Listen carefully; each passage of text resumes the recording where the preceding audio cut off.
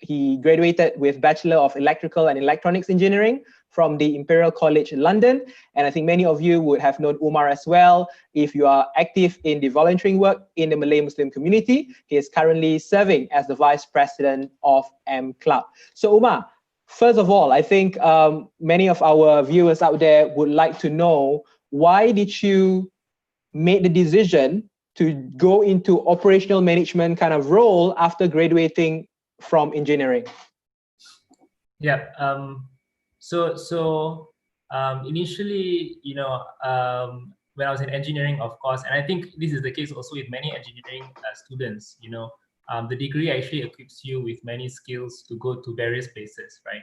And kind of looking out there to see, what's interesting. There was a lot of kind of soul searching, which I hope everyone is doing out there as well, via internships, via networking. Interestingly, at the start, I was actually very interested in joining consulting. Yep. And the way it went was that, yes, I went to all those, interviews and all that. Unfortunately, I couldn't make it into that industry. But then I think I had a very good opportunity, in C Group at first. And I think this is also something we want to share. And I think, a lot of people might resonate with this. At the start, you might not, life takes you to different places. You may not really know exactly where you might end up, or maybe your plans might change along the way. And that's kind of what happened to me as well. So I wouldn't say that immediately I thought I wanted to join operations, but that was my first, I guess, opportunity, right, to go there. And I think it was a very good opportunity because, of course, at the back of my mind at that time, the thinking was that actually there were many consultants there as well. So if I want to know about how things work, maybe I can jump in later. But at the same time, also, it was a very exciting company. They offered rotations to different parts, and in the end, I did rotate to so many different functions. Yeah. I was in HR, events management, doing esports, doing big data analytics as well. So many things that I could have done, and it was really, really, really exciting kind of to do all these different functions. But as I did that, I realized that while I like to do some of the things on the ground, my real passion is in understanding the bigger picture and looking at kind of structural issues and processes and how to change those things. And that was where I decided to make that move. That was actually after I joined Singtel. So initially, I joined Singtel because I just wanted to try something a bit more technical, a bit more operational. And when I went there, there were some of these opportunities available to me. And of course, not many places have these opportunities. Sometimes you need certain backgrounds and so on. I was lucky to have that opportunity, and so I delved into that. So actually, whatever that I took away from the experience earlier in C Group actually was very useful, right? Because data analytics, for example, you understand how to gather data and then how to later on present this to stakeholders in order to change some of these operations, right? That itself is a very important skill. So then with this role, specifically in transformation, operations and systems, it's very exciting. Firstly, you get a very good understanding of what's happening in the company, right? And then secondly, you get to really understand the reasons why it's like that. Yep. That's not what you usually get to do. Sometimes you're on the ground, you're too deep on the ground. Mm-hmm. You're very upset. Why is this? I give you an example maybe. So for example, we have some small issues with onboarding, so going through that process, you're just asking, what is happening, and maybe you think it's this way or that way, but only when you're actually, uncovering these things as part of transformation team, you start to realize why it's like that, right? And what is it that you really need to change in order to do those things. So that's number one. And then number two, I think that in life, or maybe in where we're going as a society, as a civilization, there's always going to be change, right? Because things maybe the business changes, the people changes, or the situation, much like COVID, right, changes itself. So I think being an expert in change, is something that's very interesting for me. So then this role is perfect, right? Because it's about being at the heart of change, being that enabler, right? And then I think the third thing, which I'm always big about, is the impact, right? Because ultimately you're doing these things to improve people's life. And I guess that kind of ties in a lot with my volunteering work. because I love to create that impact. And for me, I'm huge on impact. Those working with me, I'll go beyond that and say that, we need to even prove impact via data, right? Because only then you can really understand whether there's true impact or not. And of course, then in this role, I have that opportunity to do that, right? People are, we're looking constantly, not changing things because we want to change them, but we're changing things because there are pain points out there. And the reality of this world is that there's always going to be a pain point. It's like, it's just an endless kind of drive to improve. It's not something that you just change one time, it's going to be fine forever, right?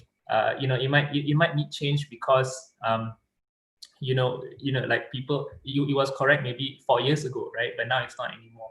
And the people in that situation might not really understand maybe what is the best way to do it. You don't have that skill, right? And as part of transformation team, we go in, we understand the situation, we talk to the right stakeholders and make that change, make that impact. And in the end, everyone goes away happier. Right? So I think that's a very nice process to be part of as well. Yeah. So I think broadly, I would say these three things. Yeah. And talking about change, Umar, change and then transformation, improving the operational processes, among others, is through digitalization. So how is this COVID-19 affect your work and also your volunteering work? Okay, so two topics there, right? There's work and volunteering. So I'll start with the work part first. For work, of course, as everyone would know by now, a lot of offices are moving, to get people to work from home, right? That I think has proven to be good and bad in different ways. Actually the good thing, and I don't know if people realize this, is that it forces people to be digital, right? So this might be present in varying degrees in different industries. But I would say even as an IT company, there is some, I guess, barriers to being as digital as we should be, right? And I give you a very simple example. As part of transformation team, actually one of our projects was to encourage the use of Teams, Microsoft Teams. And at the time we're looking at, we just rolled this out. Of course, this is the right way to go, but why aren't people picking up Teams? And then you have some people who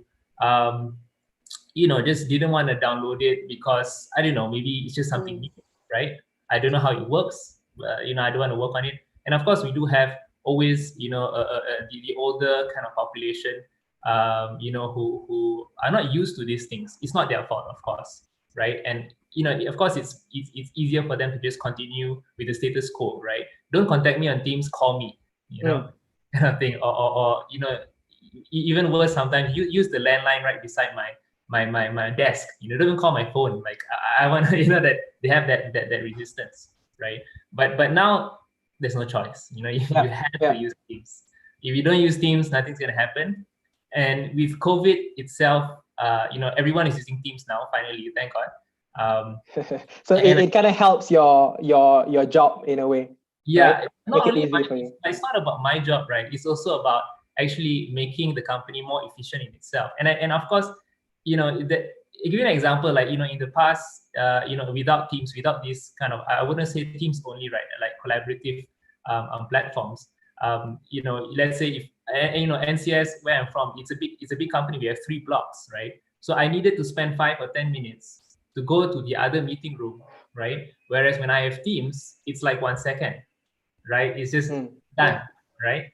And for example, let's say if somebody is missing, you just kind of call them on Teams to include them in, and of course that comes out in notification. Maybe that person was like doing something else, he forgot whatever it is, and then that person comes in the second as well, right? So it's not about, of course, my job, but it's about efficiency and solving pain points that actually people have. And these pain points have not been solved because there's some resistance to the changes that could only change with COVID. Unfortunately, that's so true. Yeah. Right, with COVID. So I think that is some of the positive changes that we see at work, and of course there are negative impact. I mean, we all know the loss of jobs. Thankfully, I think with my company, I can't say for sure, but from what I hear, in fact, we are still continuing to hire. So at least with my company, we're not severely impacted. Of course, we do have some freezes in salary and all that. as per other companies. But in general, I think the impact is not so deep just yet. Hopefully, it stays this way.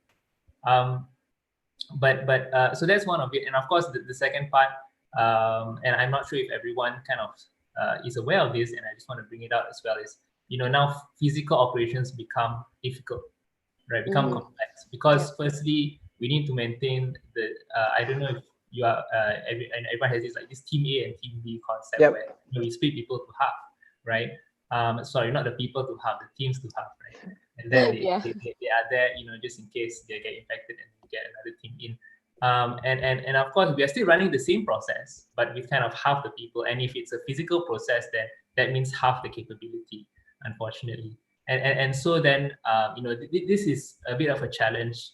And I give you an example, where I'm working, we're trying to, refresh 2,000 laptops, 2,000, right? That's a huge number. And, maybe in a typical operation, we can run it in like a month, and, and people need these laptops because, we wanted to actually upgrade, some of the specs so that they can work better, especially in this time of COVID. But because of the manpower restraints that we have, we can't run it as fast as we want, right?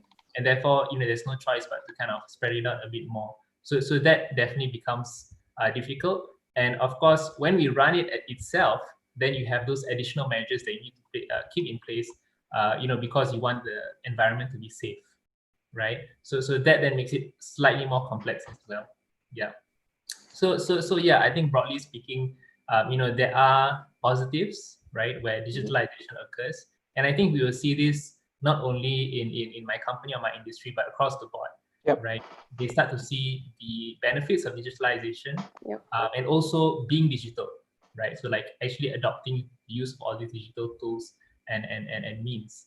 But of course, there's always the bad side as well. I think hopefully, and this really is the hope, that when COVID dies down, we get to keep the good and push away the bad, right? So you get to keep the positives of digitalization and thinking digital, which I think actually Singapore, all in Singapore's industries can definitely benefit from.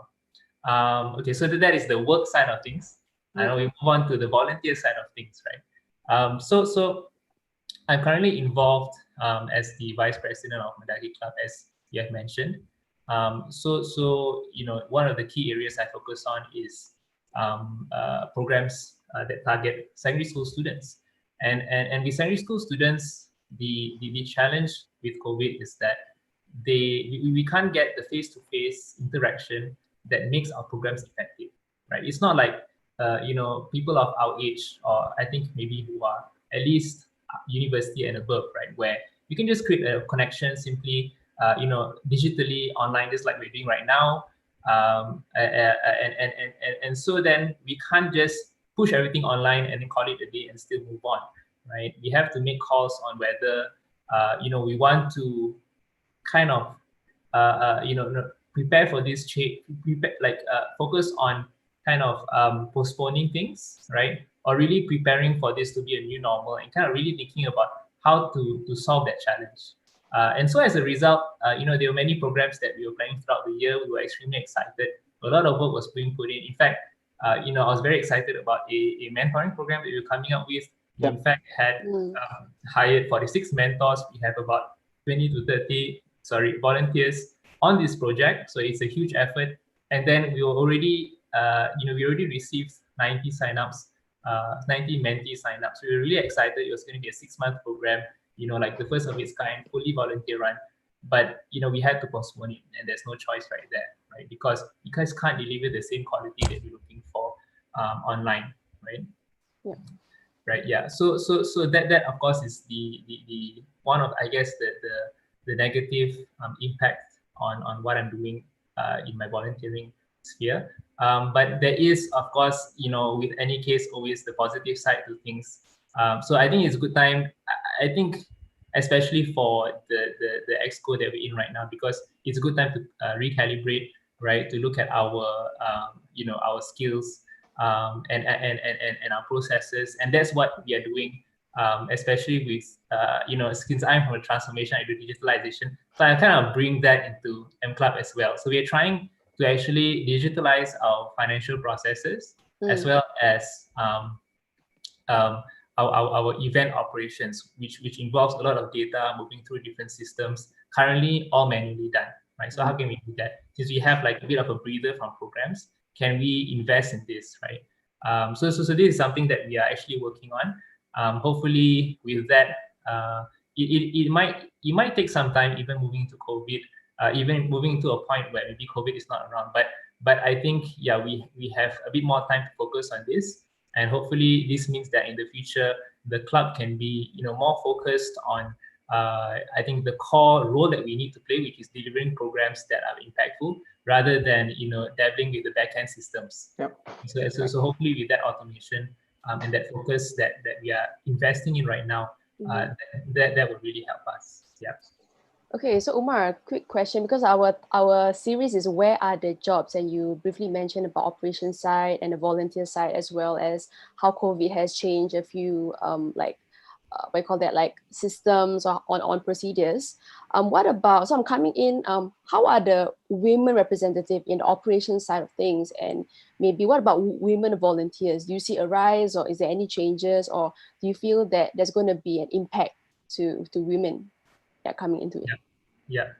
I can't really speak for the industry as a whole or Singapore as a whole, but with specific to my company, I think the good news is that and recently, I don't remember the exact article or the exact stats. We're doing really well in terms of women representation as well as women leadership. In fact, of course, our group CEO herself is a woman, and a lot of the key leadership, for example, the CFO, and I think the chief strategy. There are quite a few of them, right? To name, I don't know all of them exactly, but there are quite a lot of women represented in the leadership, right? As well as in the kind of lower levels of the organization. And it was the same experience that I had I was previously with C, mostly with Shopee. There, of course, I think actually, in fact, there were more women than men, I would say. I think that's great to hear. But of course, in the gaming place, I mean, there are actually one of the key leaders was a woman as well. But maybe it just doesn't really attract. I don't know. I mean, I'm not a woman. I don't know why. But yeah, over there they don't really have that many. I think on the operational level. So yeah, I think there's a lot of opportunity for women now to move through. Actually, my boss is a woman. Yeah, in fact, most of my bosses have been women so far. That's quite interesting. Now that I think about it, they really come to mind immediately. But definitely there are a lot of opportunities and the whole. I think people get, and I speak for where I'm coming from and my background. Kind of look at, I guess, what value you bring to the board. And there was this really interesting, I just reminded me, there was this really interesting engagement we had with some junior leaders within the organization. So two women who are like one of the like faster climbers, who were management associates, speaking to us, and there was this, and one of the management associates came up to say, oh, I'm the only woman here, and she was like a bit timid about it. And these two women who are really, the leaders who I really look up to, because they are really, amazing. They've climbed really fast. Shared that, it doesn't matter, as long as you provide value, right? As long as you give your all, people will see it, and people will see your value rather than your gender, and of course any other attributes, if you were to explain to that extent. So I think this is a good time. For on the volunteering end, actually, in my team, this is something that definitely, and of course, MClub as well, is something that we look at as well. We definitely have quite a good balance of females and males, but we are definitely looking for more females. Not female leaders. Not that we don't have candidates. In fact, we have a lot of candidates. And I always like to ask, like, we are always looking for this balance, right? But I don't know. We are still trying to find out and kind of refine this process.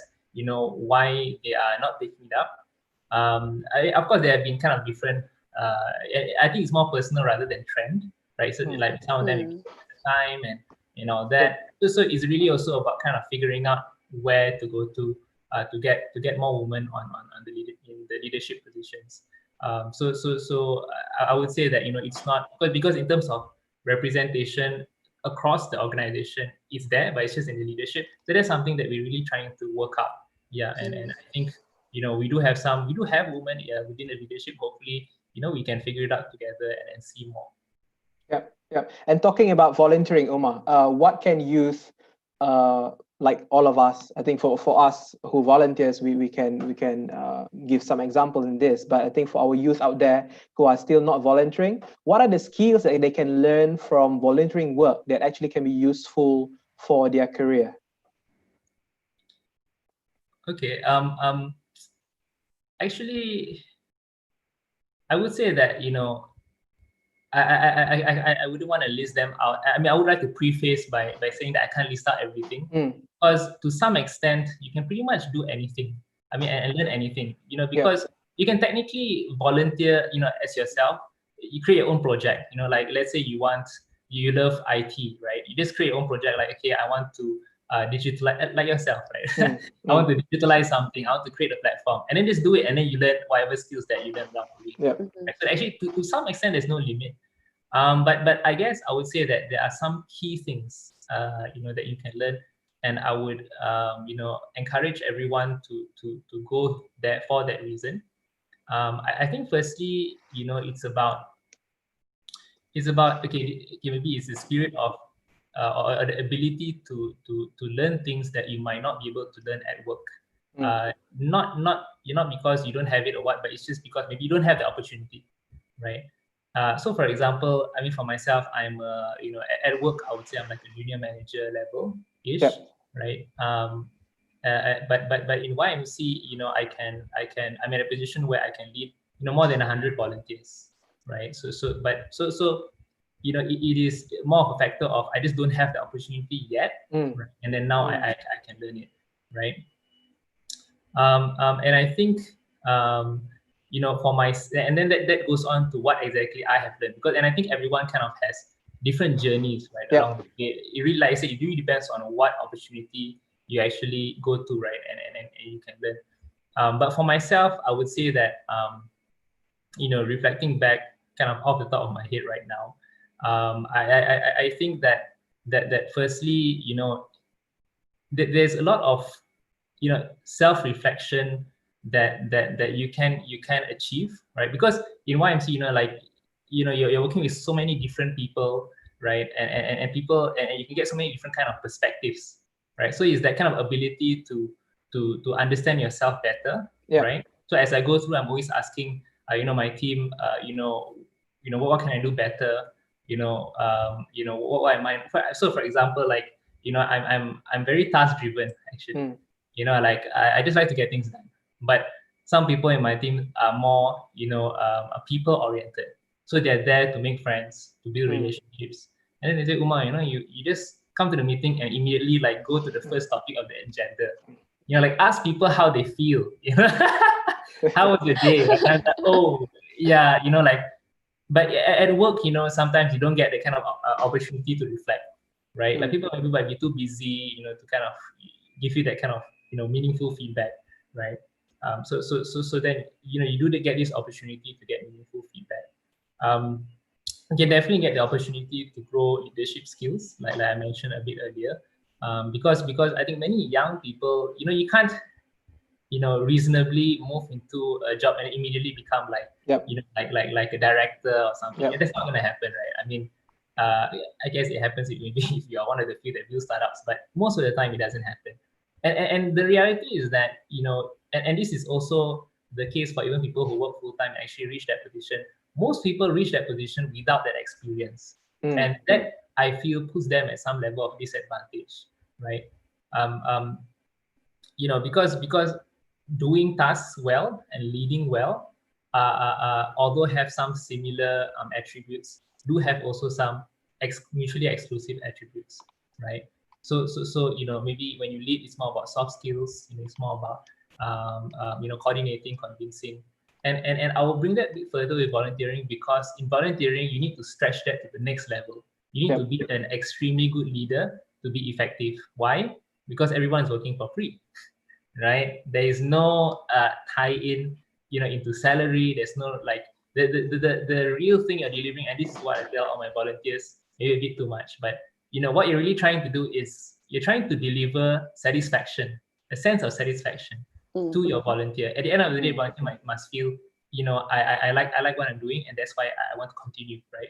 Yeah. Because other than satisfaction, there's just no reason to be there. Yeah, because the money is out of the picture now, right? Money is out of the picture, right? If they don't agree with you, I'm out, right? Or if you can force them, but eventually they're gonna go, right?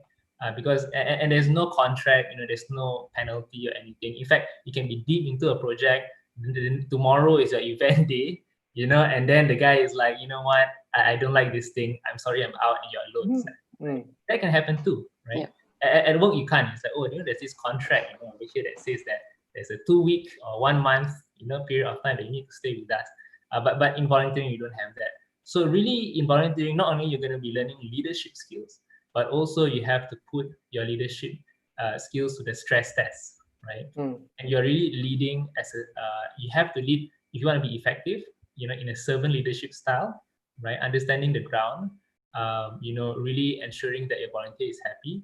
And you need to coordinate perfectly. You can't be too rushed. You can't. So I think it really is a good opportunity. To do things.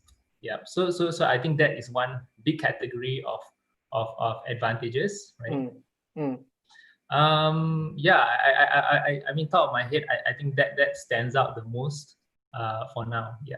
Yep. And I just want to emphasize again to our listeners out there that these experiences that you attain from volunteering work is valid. It's something that you can actually include in your resume, something that you can include in your interview. It's not something that, because it's not work related, it is not professional. Yeah. So I think Umar just gave some examples on that. So AJ, go ahead. I just want to extend on that point because you reminded me of something.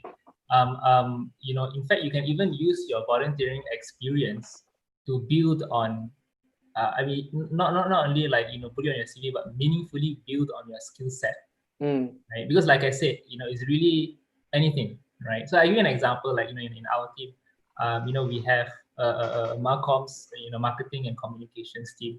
And some of them are fresh grads, who of course understand the theoretical, side of that field, but have not really put into practice. And at the same time, you also have some people with a lot of industry experience, 8 years and above there, and they're all working together in a comfortable environment and also doing, meaningful things, right?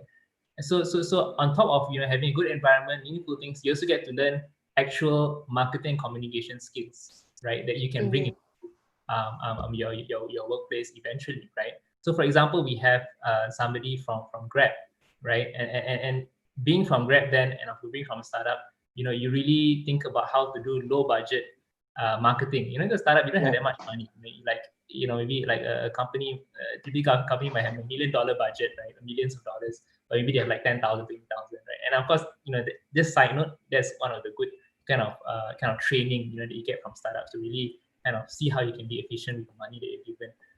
But this is then an exposure that you never get, maybe even after you work, right? Yeah. Because you're not going to work in that kind of with that kind of mindset, right? Or with that kind of capability. So then that exposure itself will help you.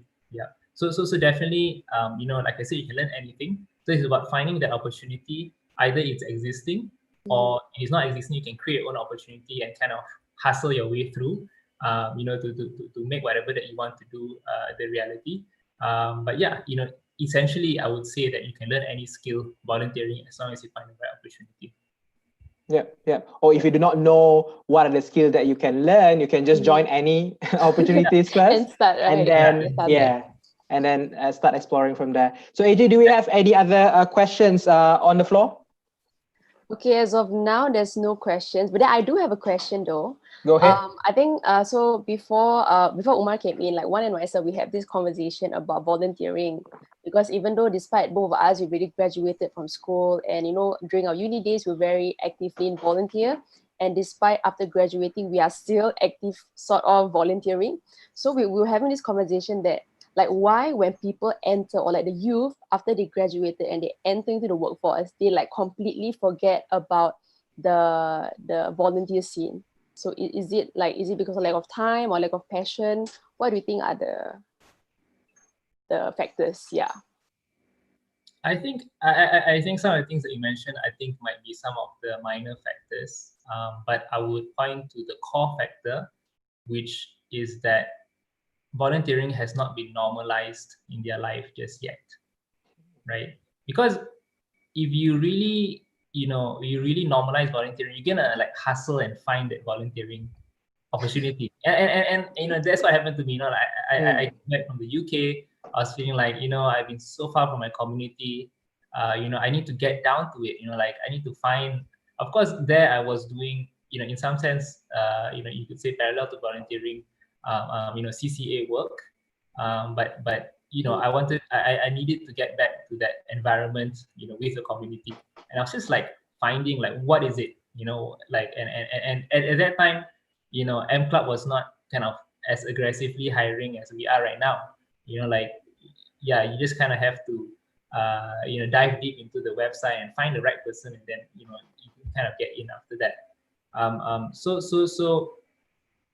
I think that spirit has to start. But at the same time, it's not really the fault of the potential volunteer himself or herself, right? It's also a bit about how I think the Singapore volunteering environment is at right now. There isn't this. There also has to be some level of education. I mean, we can't look at the ideal and imagine every single volunteer to be this person who just kind of wants to really volunteer and finds every opportunity.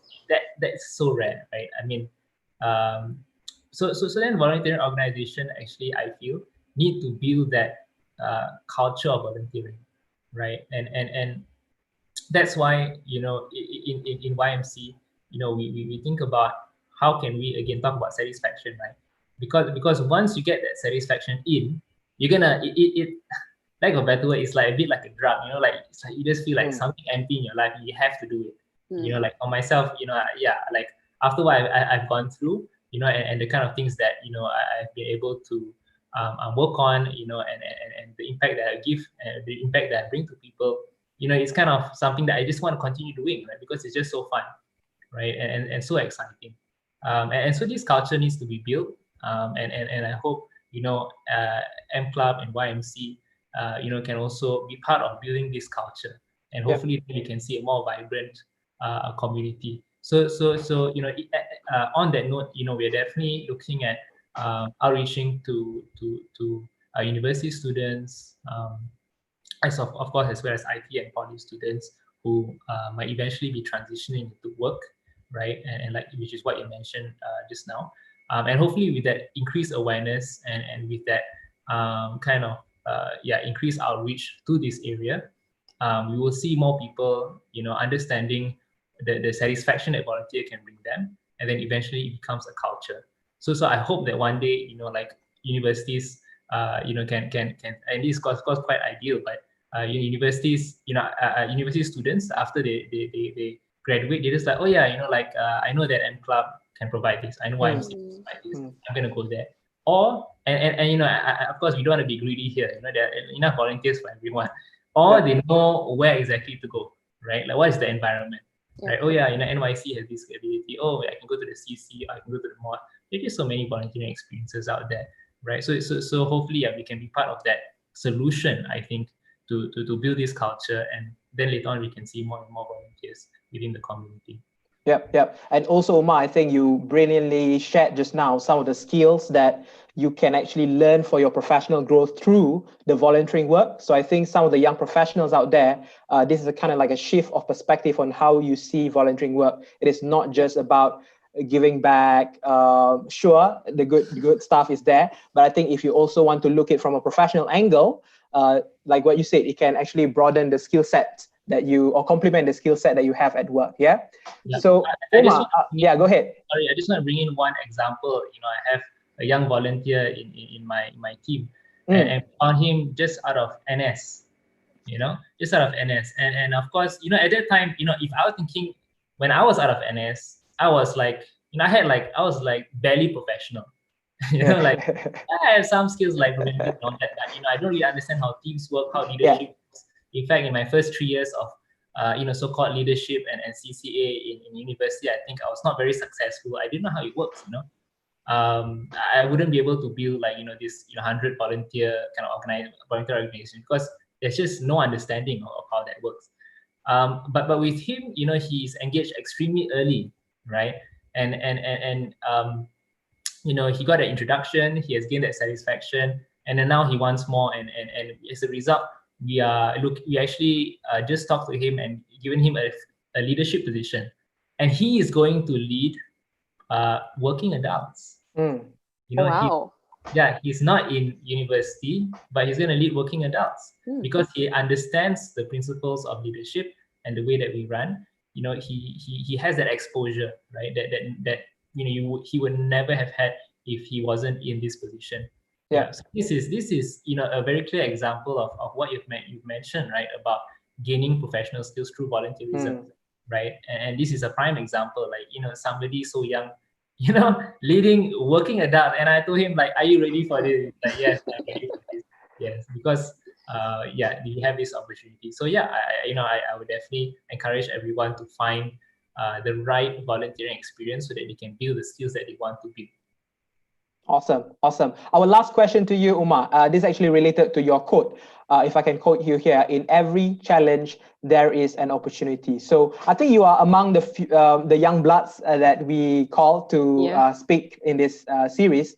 What is the opportunity that you say, or if there is one good thing that you learn as a youth, because there's something that we have never experienced before, what is that one good thing that you learn from all this COVID-19 pandemic? COVID-19 pandemic specifically. All this drama. I think this 2020 has been, we talk about VUCA, right? VUCA world. We do not know how it actually look like, but I think now we see for ourselves, this is it. This is the VUCA. So what is the so-called the opportunity or the one thing that youth can take away from this period in our life? Yeah. I think in the spirit of speaking about youth, and of course this theme that we're discussing is around jobs, right? I think this is a really good time to reskill towards how to say, like it shows it is a kind of very good event that shows which jobs are kind of more stable and be around longer and kind of are more reliable, right? And then whoever who is affected, right, should really reflect about this and think about how can they reskill, because I'm going to tell you that there is no, how to say, this kind of crisis happen again and again. It's not just one-off, right? We had viruses before, right? Viruses might come again, and there are also other of course crises that might come. Financial crisis, an example, right? So it's a good time to kind of reflect, if you're really impacted, to understand why this is happening, right? And then what are the things that you need to do, right? It's like kind of maybe an eye-opening inflection point, right? To be prepared for the future, right? And there's this quote from Sun Tzu about how the battle is actually whether it's going to be won or lost has actually been decided before the battle itself. So you need to do that, right? Like what are the battles that are going to come up with respect to the economy, right? And then really think about it, and within this, and I'll give some kind of thoughts around this area, right? Is that that now especially with the time of the internet, honestly, knowledge is fully democratized. You want to know anything, like how to use Photoshop, how to use anything, you just go to the internet, you're gonna know, right? So then your skill is not contingent upon or reliant upon how much you know right now, what you can do right now. But actually, your real skill is your ability to learn and to learn quickly, right? And this does not only apply to maintaining jobs, but also kind of growing within a company, even though your job is secure, because everything else around you will change, and therefore you also need to change and continue to learn in order to meet those external changes, right? So learn to learn, really learn to learn and learn quickly. And for me, I try to do it as well. In fact, I'm trying to learn Chinese. It is extremely difficult, but I feel like, it kind of forces me to also, I mean, of course, on one hand, there are benefits and all that, but on this note, it's also a bit about kind of keeping me, on how is it, keeping the habit of learning. And also learning something difficult. Yeah. Just the conversation or the writing as well? I've gone into writing. Like I did conversation. Okay. What they call HSK2, so it's like a slightly higher beginner level. And then like I realized that there's so much more efficiency to learning with the writing, and I've gone to that level as well. So yeah, in fact, if you come into my room, I can't show you my room because it's extremely thank God for this virtual background. But if you come to my room, you'll see Chinese writing on the wall. Like I have to do that, to continue this momentum. And to me, it's not only about the benefits and all that, but it's also about building this habit of learning. Yeah. Right. So I think really everyone has to reflect on this and move towards this. So learning will make you resilient to the changes at work. It will make you resilient to crises, right? So if something affects your job, you can just find another job. You just learn something new and find another job, right? It can be done. And one thing that Singapore government always does, right, is to create new jobs, right, or create new opportunities, right? And so the problem usually isn't that there isn't enough jobs, but there aren't enough people with the skills to match those jobs. To be honest, there are tons of tech jobs. I'm going to tell you this, like tons, like software engineering now. I mean, but it's a lot of structural unemployment. Like there's just not enough tech professionals within, and I'm not talking about Malay Muslim community, I'm talking about Singapore community taking up those jobs, right?